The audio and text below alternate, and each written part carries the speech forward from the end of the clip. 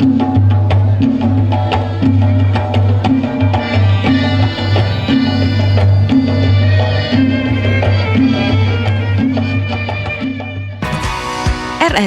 mempersembahkan RRI Playgo. RRI Playgo adalah aplikasi resmi Radio Republik Indonesia. Dengan satu sentuhan, Anda bisa mengakses Pro 3 Suara Identitas Keindonesiaan, Voice of Indonesia, Channel 5, RRI Radio untuk mengakses jaringan RRI Radio Pro 1, Pro 2, Pro 4. RRI Net, tonton apa yang Anda dengar. RRI Online, RRI 30 Detik, Beyond, RRI Max, Editorial.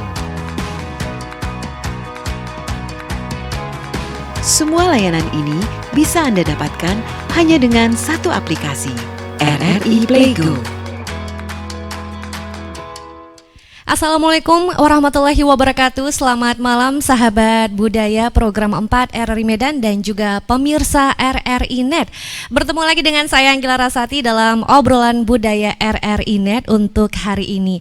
Dan sahabat budaya, malam hari ini saya tidak sendirian karena sudah hadir bersama kita semua. Narasumber kami untuk hari ini adalah Dr. Andus Muhammad Bahsan Parinduri Jasinaloan. Selamat malam Bapak. Selamat malam. Iya, Bapak. Tentunya kita sudah melewati proses dalam rangka mematuhi protokol kesehatan ya, sahabat budaya. Nah, baik Pak Bahsan, malam hari ini kita membahas mengenai materi struktur dan filosofi onang-onang Mandailing. Tapi sebelumnya ya, saya perkenalkan sedikit Pak Bahsan terlebih dahulu nih, sahabat budaya.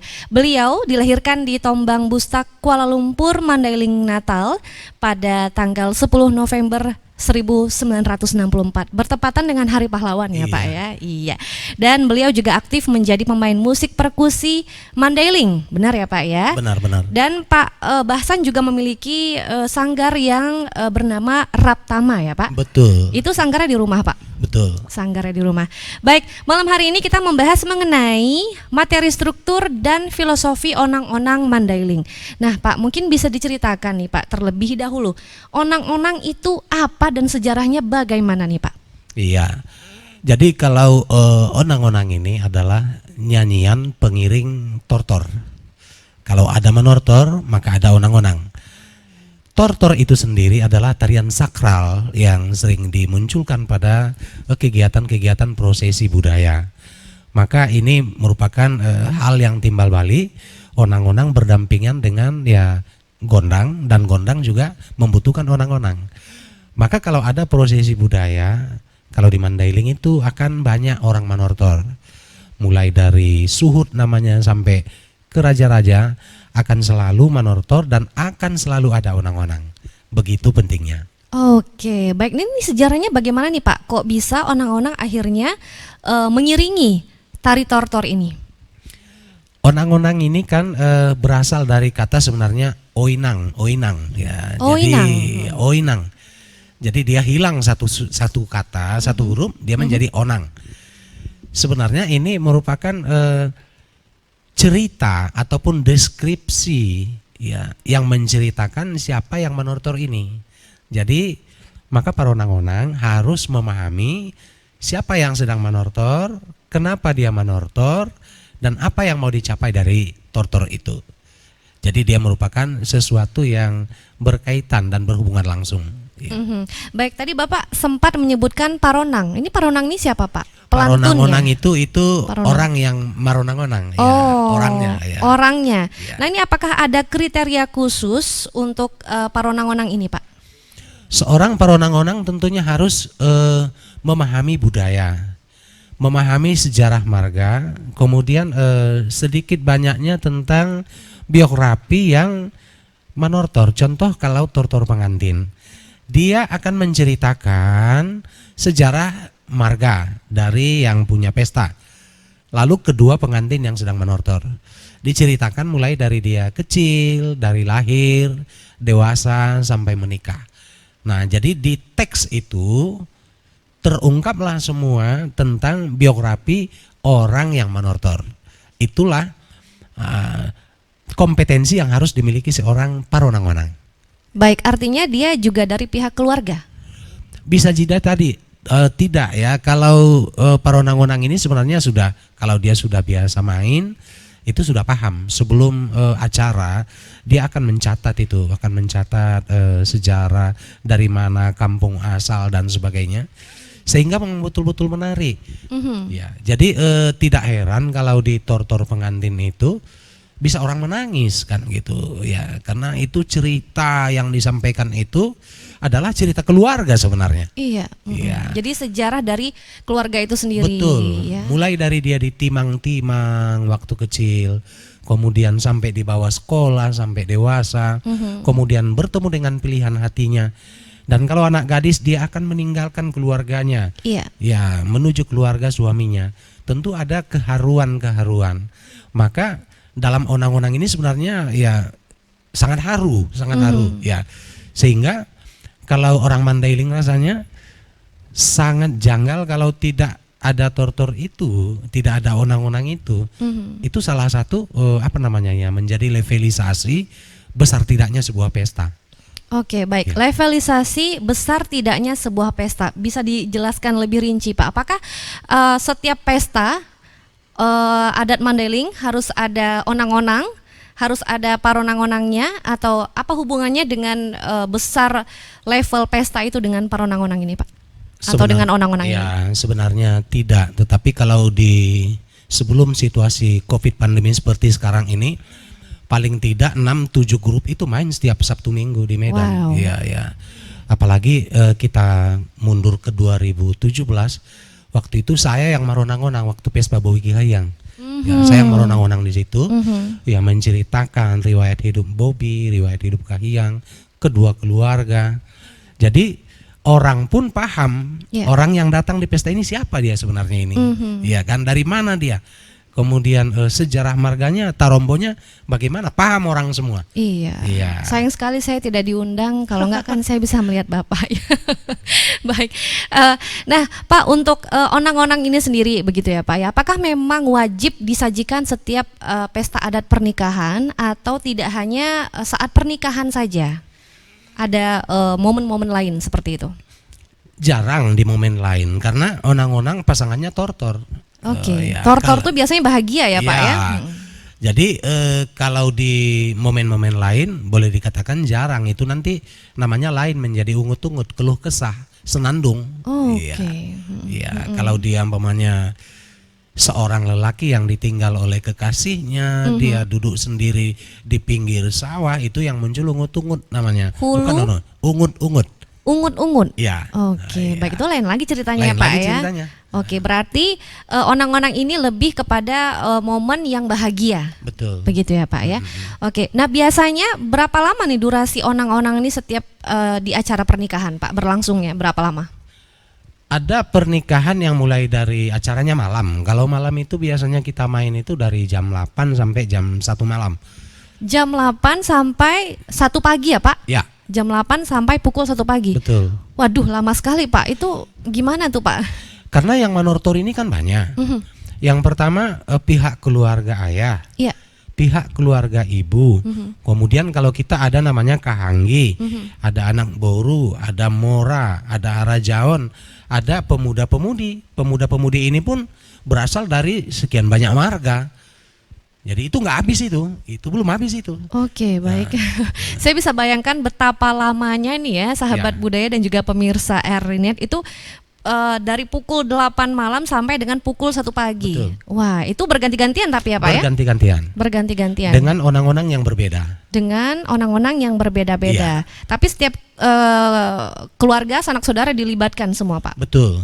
Oke, baik. Ya, memang saya kebetulan pernah menghadiri acara pernikahan. Bukan pernah menghadiri, tapi kakak saya memang berjodoh dengan orang Mandailing, Pak. Betul. Nah, jadi memang saya memang melihat langsung nih tortor ini keliling ya semua. Betul. Kakak saya juga mangulosi istilahnya ya, Pak ya. Nah, itu memang panjang ya. Nah, Pak, di suasana pandemi COVID-19 ini ada tidak Pak perubahan dengan pesta pernikahan adat Mandailing yang biasanya memang menggunakan onang-onang, ada onang-onang di dalamnya. Selama pandemi ini bagaimana Pak? Belakangan saya untuk Jakarta, karena juga saya sering ke Jakarta untuk ini, itu kita rekam di Medan, kemudian kirim ya audionya ke sana. Ya. Jadi tidak melibatkan terlalu banyak orang, ya kan? Kita ikut protokol kesehatan, jadi dan kita pun tidak tampil secara langsung lagi, nggak live. Jadi itulah hal yang bisa kita lakukan. Yang punya pesta tetap bisa menikmati onang-onang, ya kan? Tetapi ya bagaimana mengurangi jumlah komunitas yang hadir pada pesta itu. Baik, untuk durasinya juga otomatis berkurang Pak? Berkurang. Ya, Itu mengurangi tidak Pak nilai dari onang-onang itu sendiri? Pasti, ya, karena biasanya kan onang-onang ini kita mulai dari pembukaan rasa syukur kepada Tuhan, baru kita ceritakan siapa yang menortor ini, mengapa dia menortor, ya. Kemudian bagaimana tujuan dari akhir acara itu, baru yang di akhir itu doa. Paling nggak ada 5 bait pantun yang kita sampaikan. Oke, baik ya. Nah, artinya Pak, onang-onang sangat erat kaitannya dengan nortor ya Pak ya, betul. nortor. Nah, mungkin sahabat budaya dan juga pemirsa RRI.net penasaran juga nih Pak ya, ini menortor ini sebenarnya sejarahnya tuh seperti apa gitu Pak? Kenapa di pesta Mandailing tuh ada menortor gitu? Ada katakanlah ya menari tortor itu ya Pak, itu kenapa? Tortor itu kan dari kata totor. Totor itu artinya jelaskan dengan seksama. Jadi sebenarnya dia tarian sakral yang menceritakan, gerakan itu menceritakan tentang kejadian, filosofi. Kenapa dia harus ke kiri, kenapa harus ke kanan, itu semua ada filosofinya. Jadi bukan tarian seperti dance, tortor itu bukan. Iya, Dia bukan seperti asal-asal gitu ya Pak? Sudah ada konvensi gerakannya dan konvensi iramanya.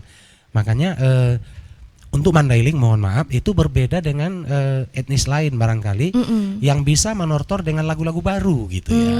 Ya mohon maaf kita katakan saudara kita dari Toba atau dari Karo bisa dengan biring manggis gitu. Iya, iya. Tapi kalau Mandailing dia tetap konstan. Dia tetap dengan onang-onang dari dulu sampai sekarang. Tidak akan ada tortor tanpa onang-onang. Nah, begitulah untuk Mandailing gitu kan. Ya, ada satu lagi namanya Jair. Jair ini khususnya untuk raja-raja. Nah, iramanya berbeda dengan onang-onang, tetapi lebih sakral dan pemainnya sangat sedikit. Ini agak jarang sudah, agak jarang digunakan lagi. Oke, kenapa bisa jarang begitu Pak? Apakah tidak ada penerusnya atau bagaimana? Untuk itu kan dia menggunakan bahasa yang berbeda. Kemudian juga pesta adat raja-raja pun semakin jarang, ya kan? Karena membutuhkan biaya yang sangat besar, ya kan? Harus motong paling tidak 1 ekor kerbau gitu ya kan? Jadi makanya karena lebih sering tampil, otomatis ini memengaruhi para pelaku seni yang berhubungan dengan itu. Karena jarang tampil tentu ya jarang dapat kos dari situ kan gitu, akhirnya kurang minat gitu.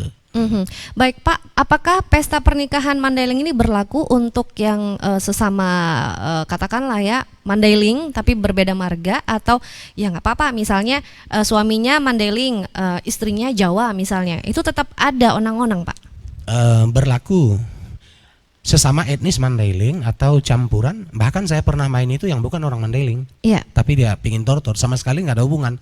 Suaminya juga bukan, istrinya juga bukan. Oh boleh juga Pak? Ya, saya pernah dengan saudara kita dari Minangkabau, dia kebetulan pingin dengan itu, ya kita buat, nggak apa-apa. Iya benar-benar. Saya juga orang Jawa suka menortor ya.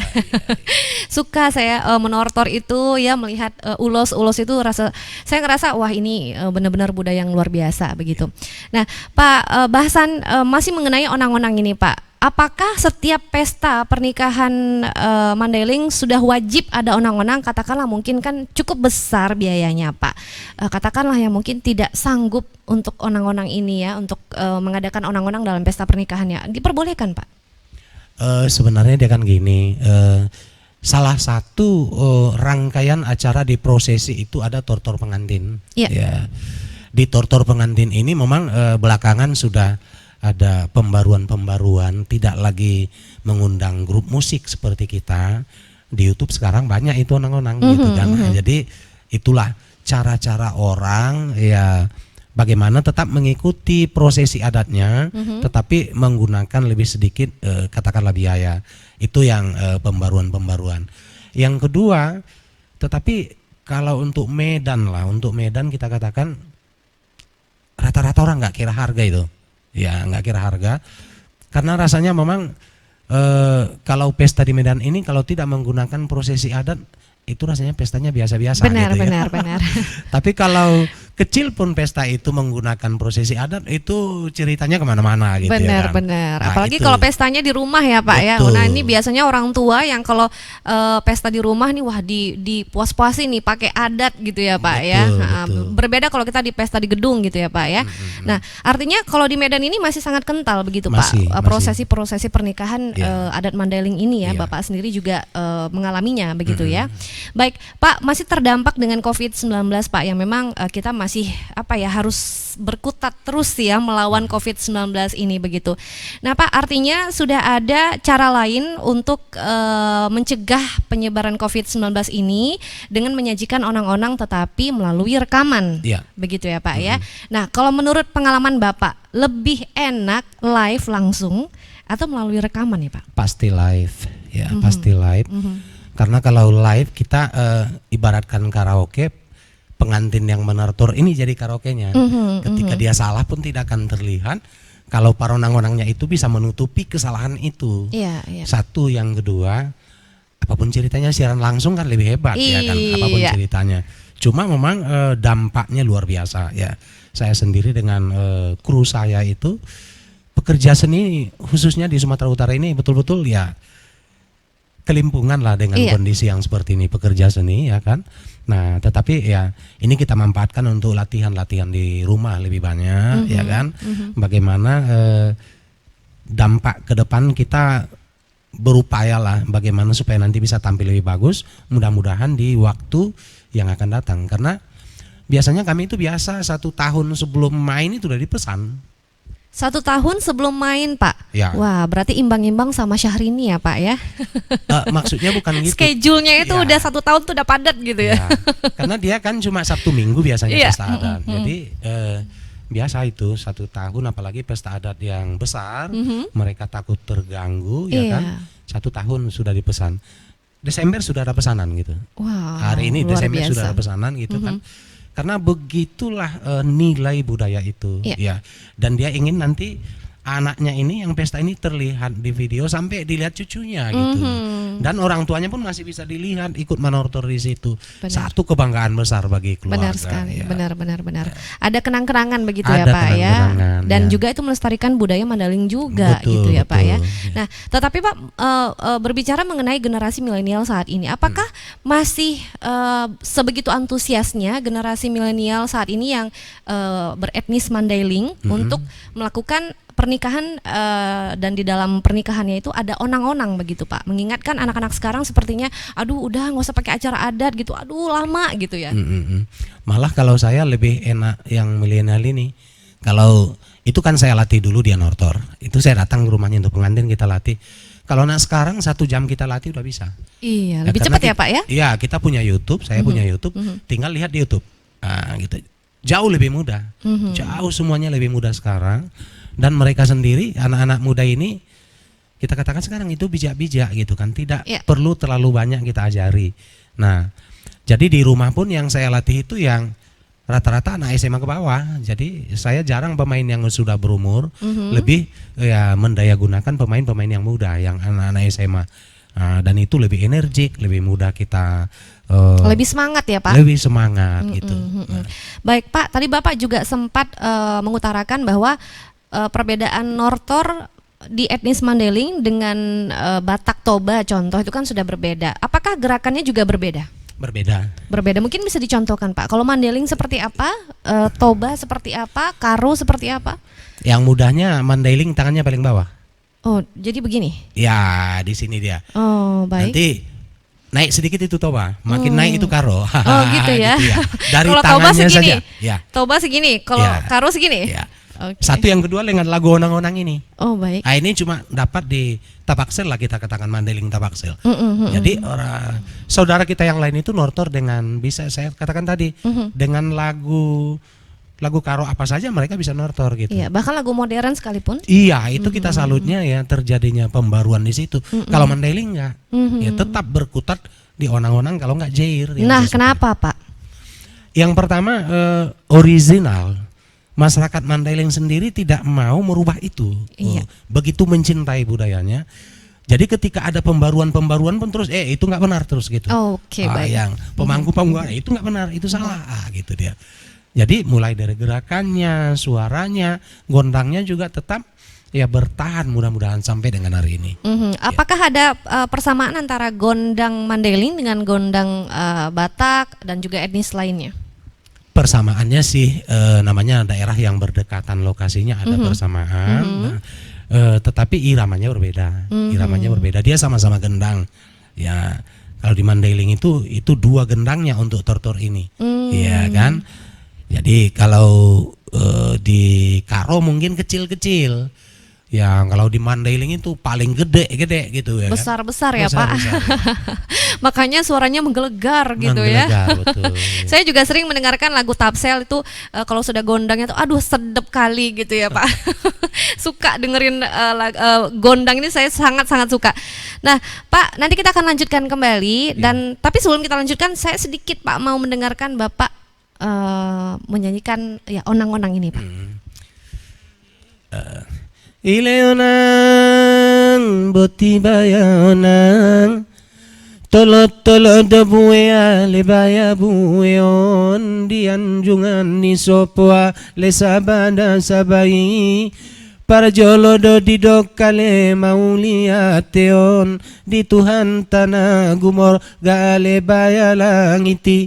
Nah, itu pembukaannya. Baik, nanti kita akan lanjutkan kembali Pak bahasan sahabat budaya program 4 RRI Medan dan juga pemirsa RRI Net. Kami akan segera kembali, tetap bersama kami di obrolan budaya RRI Net. Tonton yang Anda dengar. Assalamualaikum warahmatullahi wabarakatuh. Kami dari Raptama Entertainer Grup Seni Budaya Mandailing akan membuat rekaman untuk guru kami Fitri Larasati Lubis, anak dari Abangda Insinyur Hum Lubis yang akan melaksanakan pernikahan di bulan Desember tahun 2020. Selamat menikmati.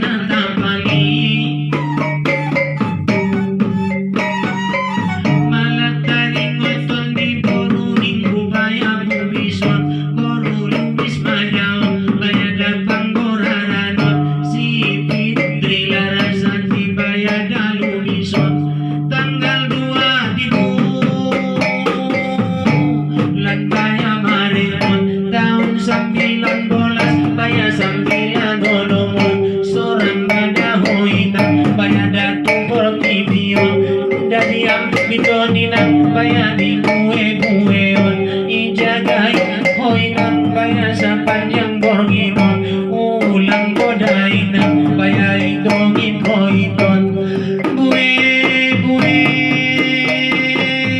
ade baya inang bue ninginan kamadaw baya dasori padai simbu mahoinan ale baya magodangon anso iyo banina baya damar si kodaon manjala ipisukon baya doon dako daon ile-ileon tarunagaw pati bayaw na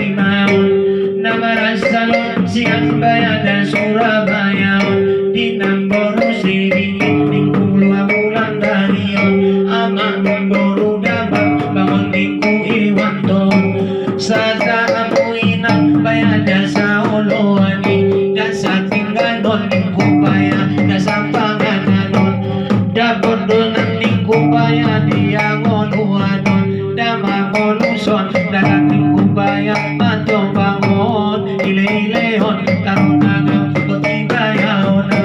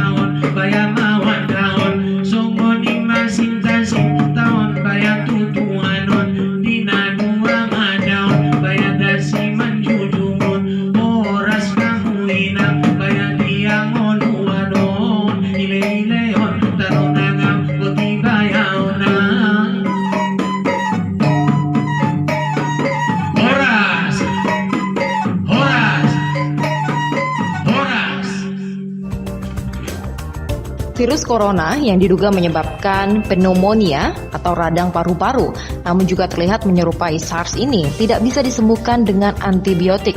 Hingga saat ini belum terdapat vaksin yang dapat melindungi manusia dari infeksi virus corona. Pusat Pengendalian dan Pencegahan Penyakit Amerika Serikat mengeluarkan beberapa panduan untuk mencegah dan menghindari penyebaran virus corona. Hal ini senada dengan himbauan yang diberikan oleh Kementerian Kesehatan Republik Indonesia dengan meningkatkan imunitas tubuh melalui pola makan bergizi serta perilaku hidup bersih dan sehat. Anda dapat menghindari virus corona dengan menerapkan beberapa tips untuk mencegah penularan virus tersebut. Pertama, sering mencuci tangan dengan air dan sabun selama 20 detik. Pastikan tangan, jari, dan kuku bersih dari kuman. 2. Hindari menyentuh mata, hidung, atau mulut dengan tangan yang tidak bersih. 3. Hindari kontak dekat dengan orang yang sakit. 4. Gunakan masker. Jika Anda memiliki penyakit atau gejala, berusahalah untuk tidak menularkan virus kepada orang. Berikut beberapa cara yang dapat dilakukan untuk melindungi orang lain agar tidak tertular penyakit. Pertama, tetap istirahat di rumah. 2. Hindari kontak dekat dengan orang lain. 3. Tutup mulut dan hidung dengan masker atau tisu saat batuk dan bersin. 4. Bersihkan benda-benda di sekitar.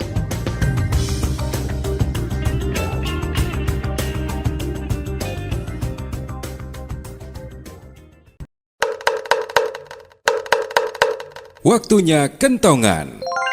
Dalam rangka tanggap virus corona, jenis masker yang bisa digunakan untuk mencegahnya yaitu masker N95.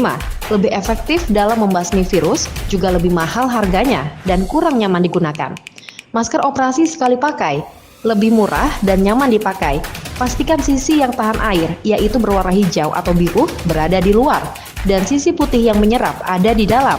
Jangan menyentuh bagian luar masker, tapi sebaiknya lepas masker melalui tali yang disangkutkan ke telinga.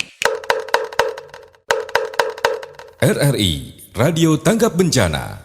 Terima kasih sahabat budaya, Anda masih bersama kami di obrolan budaya RRI.net dan juga pemirsa RRI.net dimanapun Anda berada. Baik Pak Bahasan, tadi baru saja kita menyaksikan video onang-onang Pabuat Boru. Nah, dijelaskan sedikit Pak mengenai video ini. Tentang apa nih Pak?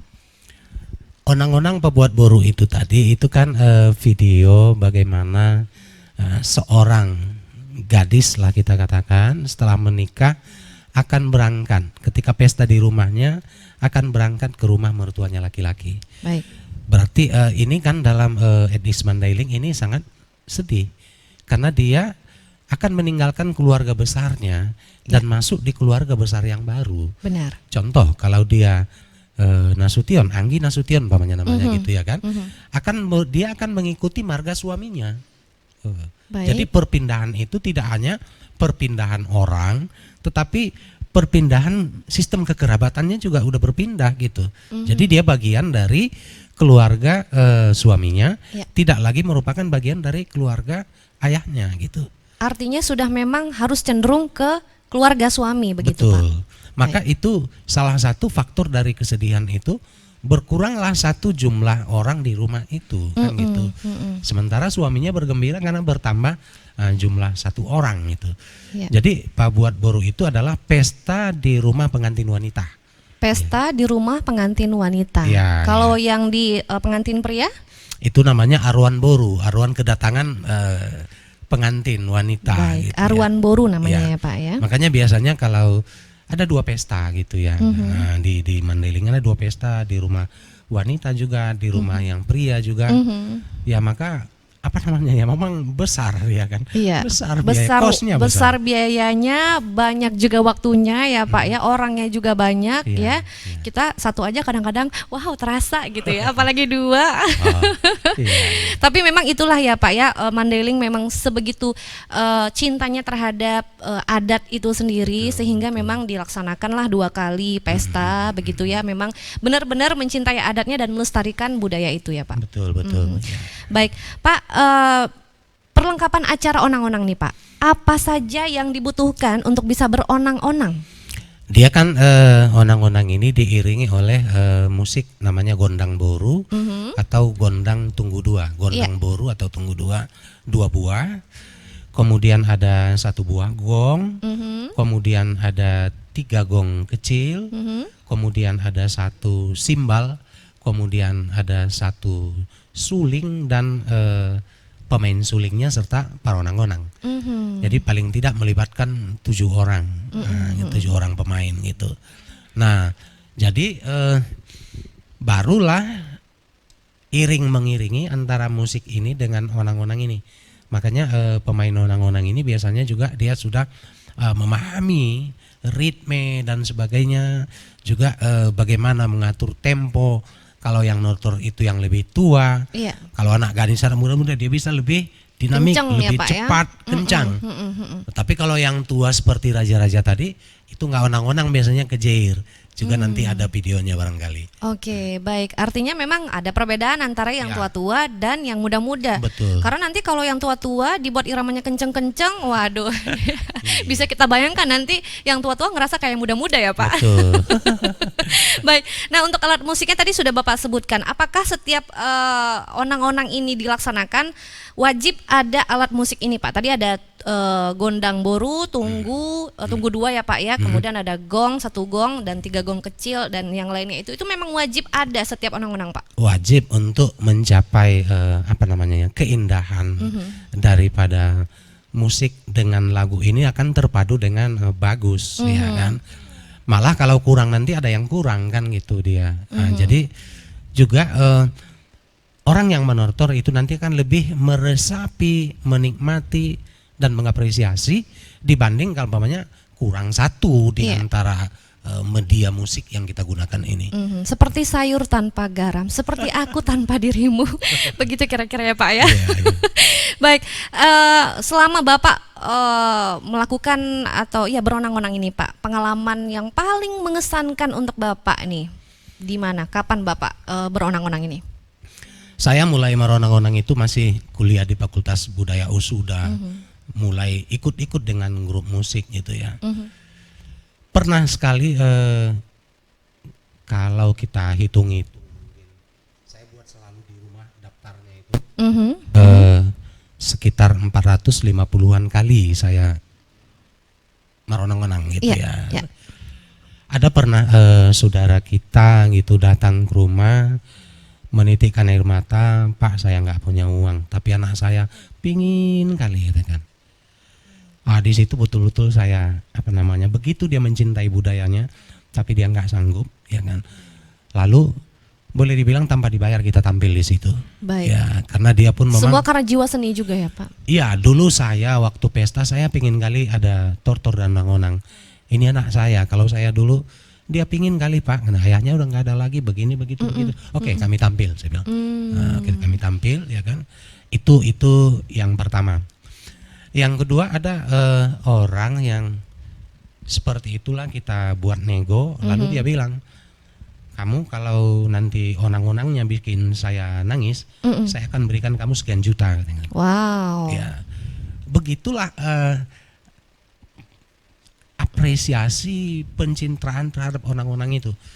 Dan kebetulan belum sampai 2 pusingan atau 2 bait dia udah menangis gitu kan. Karena kita pun kan sebenarnya ya kenapa seperti itu terjadi? Ini mungkin yang saudara-saudara kita etnik lain kurang kok sampai nangis sih gitu. Iya. Yang kita ceritakan itu kan dia dari kecil dibuai-buai, waktu itu ayahnya sudah nggak ada atau bagaimana. Jadi sebenarnya isinya itu adalah biografi atau cerita tentang dia dan keluarganya. Nah, tentu ini akan menambah keharuan-keharuan. Maka saya sendiri kalau akan ada tampil itu lebih dulu saya ajak ngobrol bercerita, sebenarnya saya udah rekam semua itu yang apa yang disebutkan itu nanti yang akan saya sampaikan kan gitu. Iya, luar biasa berarti ingatan Bapak. Saya kadang orang baru ngomong sama saya udah bisa lupa, Pak. Itulah ya, yang dipikirin lipstick aja gitu ya. Baik, Pak Bahasan, artinya memang Bapak sudah sangat menguasai onang-onang ini sendiri ya, Pak ya. Dan mungkin seperti yang Bapak katakan, kenapa orang atau etnis lain tuh bingung kenapa sampai menangis? Karena mungkin karena dikarenakan tidak memahami bahasanya, begitu. Mungkin karena kalau memahami bahasanya pasti ikut menangis juga, begitu ya. Tapi Pak, onang-onang ini sendiri ada tidak campuran bahasa-bahasa Indonesia? Apakah selama prosesi onang-onang harus wajib memakai bahasa Mandailing? Selama ini belum ada, kecuali 1 kali, karena itu pun mohon maaf kembali kepada 2017 menceritakan Pak Jokowi. Ya. Jadi saya pun paham, takkan ngerti dia. Iya. Ya, maka yang saya tahu itulah pertama onang-onang pakai bahasa Indonesia. Dan itu pun tidak pas iramanya, karena penggalan-penggalan suku kata di bahasa Mandailing ini tidak sama dengan bahasa Indonesia. Sangat susah memang meronang-onang ini dengan bahasa Indonesia karena lagu bicara atau logat bahasanya yang berbeda gitu. Tapi itu diperbolehkan, Pak? Diperbolehkan, apalagi tamu-tamu yang memang bukan orang Mandailing ya kan. Tapi itu bukan pekerjaan mudah untuk membuat itu. Artinya bisa diterjemahkan begitu ya Pak ya, setelah diterjemahkan bahasa ke bahasa Mandailing Indonesia, diterjemahkan ke bahasa Indonesia. Itu Betul. diperbolehkan begitu ya. Diperbolehkan, Agar yang menonton menikmati onang-onang yang bukan dari Mandailing bisa memahami begitu. Iya. Maka kalau di pesta-pesta di gedung biasanya itu saya buat translate-nya. Onang-onang itu saya buat translate-nya, dibagikan kepada pengunjung. Jadi apalagi antar etnis gitu. Iya. Jadi orang juga bisa paham, oh rupanya yang ceritakan itu ini gitu ya. Nah Pak Bahsan, tadi kan Bapak juga sempat cerita bahwa saat Maronang-onang ini semua marga di Mandailing itu kan disebut ya, Ya. dipanggil satu persatu. Betul. Jikalau di pesta adat itu tidak ada yang bermarga Mandailing salah satunya, itu tetap wajib untuk dipanggil begitu Pak? Dia kan terutama itu untuk pesta adat yang kita buat sampai malam hari ya. Maka itu keluarga kemudian tetangga semua datang, itu dipanggil untuk manortor sebagai penghargaan. Karena kita menggunakan budaya Mandailing dan tentunya itu budaya dari banyak orang kan gitu, maka dipanggil. Dan biasanya kalau nggak dipanggil malah dia sakit hati gitu ya. Satu, yang kedua, pas kebetulan cuma ada satu orang gitu ya. Iya. Nah itu biasanya kita padukan dengan yang teman yang lain, marga lain ya kan. Contohnya seperti apa Pak? Umpamanya kalau di dipadukan? situ cuma ada satu marga Pulungan. Kita satukan dia dengan marga Rangkuti atau Lubis, tapi onang-onangnya itu lebih banyak kepulungannya kita buat gitu ya kan. Jadi kepemilikannya, pendukung budaya ini kan banyak ya, ada bermacam-macam marga. Maka tetapi itu kita sebagai para onang-onang tetap meminta siapa lagi yang mau menortor gitu ya kan. Itu satu durasi ya kan.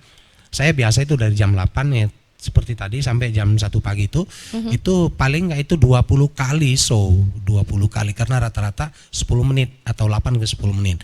Kecuali di tortor pengantin karena ada lagi semacam sungkeman kepada orang tua, salam orang tua, minta izin, minta didoakan, berterima kasih telah dibesarkan, itu sampai 14 menit durasinya. Ya. Wow, luar biasa sekali ya sahabat budaya. Nah ini Bapak sepanjang malam itu bagaimana tuh Pak menjaga staminanya? Tapi nanti Pak, nanti dijawab ya. Kita akan lanjutkan kembali sahabat budaya program 4 RRI Medan dan juga pemirsa RRI Net. Kami akan segera kembali dengan tema kita hari ini, materi struktur dan filosofi onang-onang Mandailing. Sesaat lagi tetap bersama kami. Jair Mandailing untuk tortor raja-raja Nasution.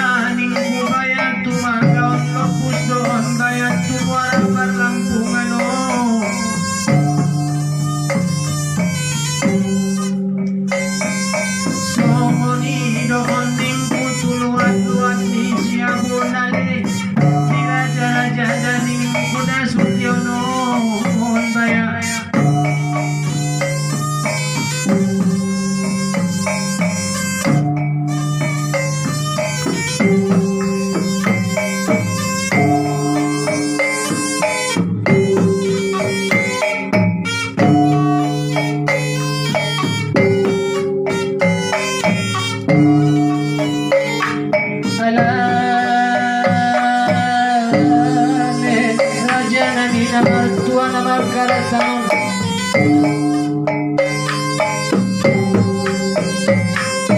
on madada karatataring na sumarana minta ponale ebaya udah talu di pengon raja nami naduman nanon miswana sumigat jari-jari onale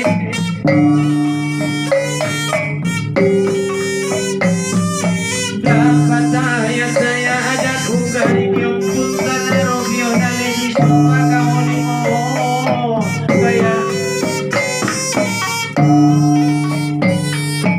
on raja-raja ni magdali dapat sabada panong na onale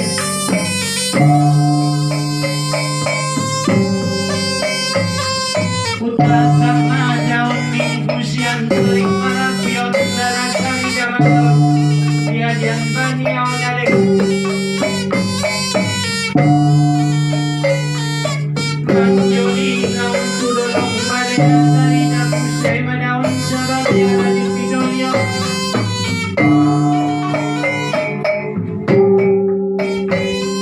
Sonido daun rasi tusok isi mengempat partikel yang tanah rogi Elpas kormading kuraja nami Tortor nama rumah Tuhan karatan onale Udah talu di peng-peng madaon daman kailing onale Ditorong-torong ni raja-raja na sutyot Cinenggan roaon na sumaragiro di arugi onale Daparas sa kadakuhanong bangon ni Pudi na tano na bola konale Nagpusto ning kubaya tulaw chikutoro onale Baya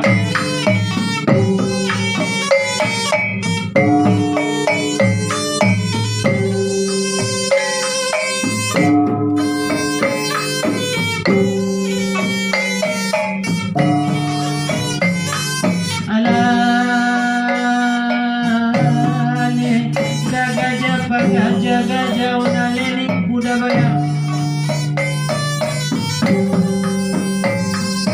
Lepas kon madaon onale tangan siamunon na mga roboon aroro di tua karatan onale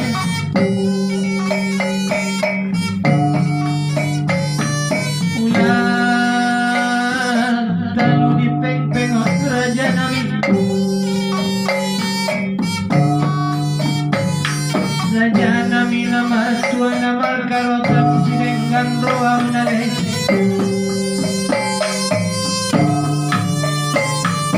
Di pangonus dan alaman silang seutangol Daman upot konon datang na sambilan onale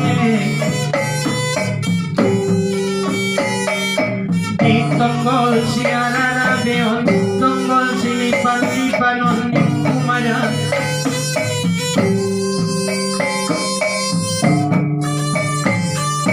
Partarong sila'y kung doloko onale Di pintu gajah naman yung kiron Isi maamianan ning kudi raja na sutyo no onale Baya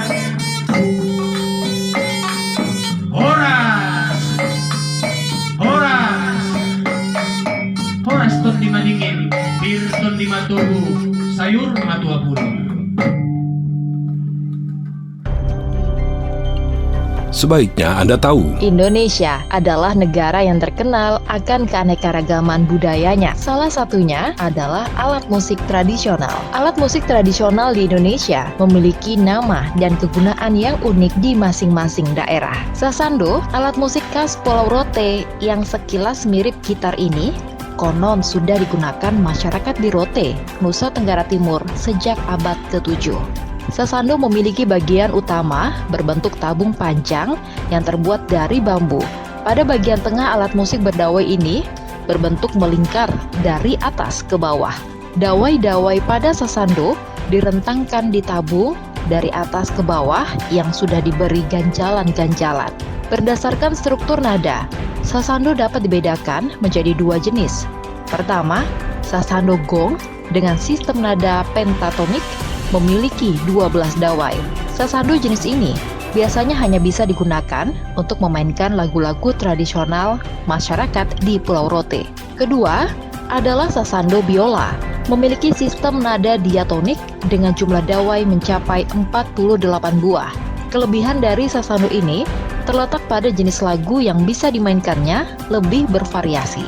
Sasando biasanya dimainkan untuk mengiringi lagu pada tarian tradisional masyarakat Nusa Tenggara Timur.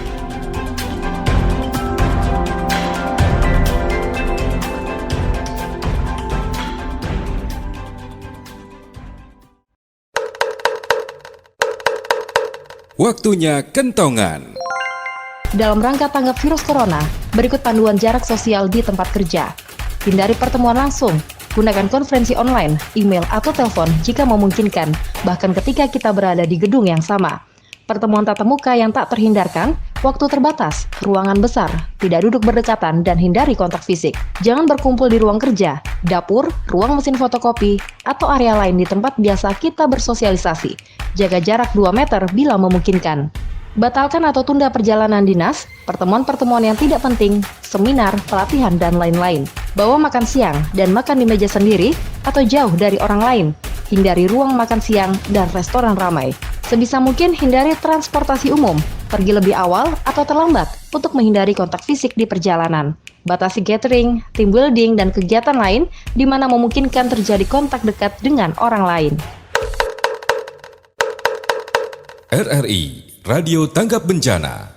Baik sahabat budaya, masih bersama saya Anggela Rasati dan juga Pak Bahsan di obrolan budaya RRI Net untuk hari ini dengan tema materi struktur dan filosofi onang-onang Mandailing. Nah, tadi baru saja kita melihat video onang-onang Jair Raja-Raja Mandailing nih sahabat budaya. Kita sudah saksikan bersama. Bisa diceritakan Pak, ini onang-onang yang seperti apa? Ya. Sebenarnya antara onang-onang dengan Jair ini berada pada posisi yang sama, pengiring tortor. Ya, cuma Jair ini lebih tua, lebih tua dan lebih sakral, dan juga digunakan kepada fungsionaris adat yang lebih tinggi derajatnya, seperti raja-raja. Jair ini sendiri ini lebih jarang muncul, kalau tidak di pesta adat besar ini jarang Jair ini ada. Biasanya orang-orang yang seperti apa yang boleh dalam pestanya tuh mengadakan Jair ini Pak? Dia memang keturunan klan raja-raja. Baik. Ya, raja-raja. Jadi kalau untuk anak gadis kita katakan itu jarang ada Jair. Ya, untuk muda-mudi, karena juga gerakan tortonnya sedikit berbeda. Kosakata yang digunakan? Berbeda. Dia menggunakan ada ragam bahasa anduk. Jadi sebenarnya saya udah bukukan ini sebenarnya. Baik. Ada di buku, ada onang-onang, ada juga Jair ada di sini. Nah, lalu apa namanya? Iramanya juga ketika kita menjair ini dia tidak bentuk pantun seperti onang-onang. Iya. Kalau onang-onang tadi dia terdiri atas pantun. Kalau Jair ini dia menceritakan dengan bahasa yang bebas, deskripsi. Dia pengungkapan bebas. Umpamanya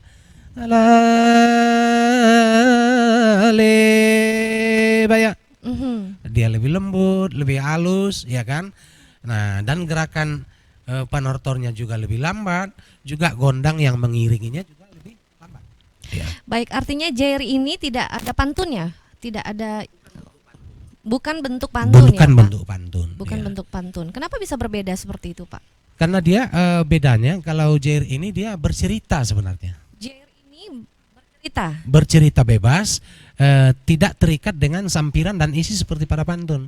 Dia langsung menceritakan sesuatu itu tanpa, kalau tadi di onang-onang itu dia petikan dari pantun. Kalau dia nggak bebas, ya. Bebas saja begitu. Bebas saja begitu, dia menceritakan suasana tentang orang dengan bahasa yang andung tadi saya sebutkan. Bisa dicontohkan Pak untuk Jair ini? alale